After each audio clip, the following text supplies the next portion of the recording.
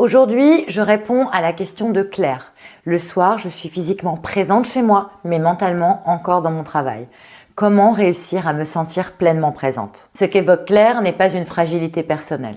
C'est un effet secondaire d'un fonctionnement surentraîné. À force d'habitude, notre mental s'est façonné autour d'un seul mode d'engagement, celui du travail. Résoudre, anticiper, produire, coordonner. Nous avons passé des années à muscler cette part de nous. Et elle est devenue rapide, performante, disponible et a fini par prendre toute la place.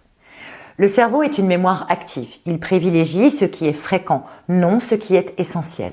Quand je dis le cerveau est une mémoire active, cela signifie que le cerveau ne stocke pas passivement des informations comme un disque dur, mais qu'il sélectionne, trie, associe et réorganise en permanence ce qu'il perçoit en fonction de l'usage qu'il en fait. Autrement dit, le cerveau renforce les connexions neuronales les plus sollicitées. Il oublie ou met de côté ce qui n'est pas réactivé régulièrement. Il est biaisé par la répétition, pas par la pertinence. Et lorsqu'il passe 10 heures par jour à traiter des tâches, à chercher des réponses, à remplir des objectifs, il oublie simplement comment être. Alors même quand la journée est finie, il continue. Il reste en tension, en veille, comme un système qui ne sait plus s'éteindre. Ce n'est pas de la mauvaise volonté, c'est la conséquence d'un conditionnement, pas le fruit d'un choix. À force de fonctionner presque exclusivement en mode production, on perd la mémoire de notre présence. Celle qui écoute sans répondre, celle qui ressent sans performer, celle qui se nourrit du plaisir d'être là, juste là. Et dans nos vies personnelles, cette mémoire manquante finit par se faire sentir.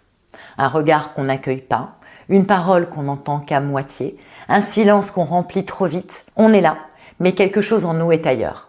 Alors, comment fait-on pour sortir de ça? Commencez par noter ce qui est. Voici un exercice d'observation simple et sans pression. Choisissez un moment du quotidien, pas un moment exceptionnel, un moment banal.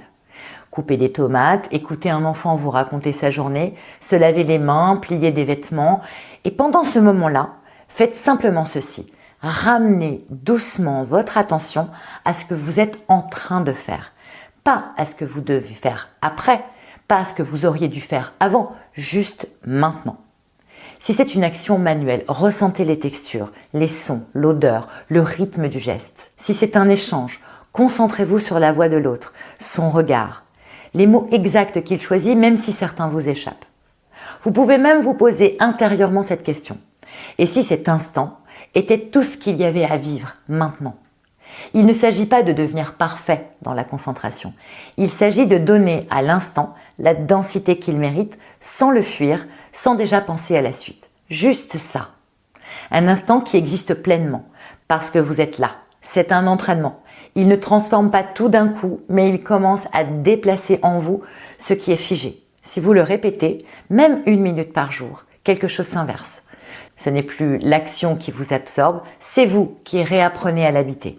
Dans le prochain épisode du podcast Tout prêt, nous irons voir ces moments du soir où on est enfin rentré, mais pas encore arrivé. On parlera de ce temps que l'on ne prend plus, celui qui permet d'atterrir, de se poser, d'être là tout simplement.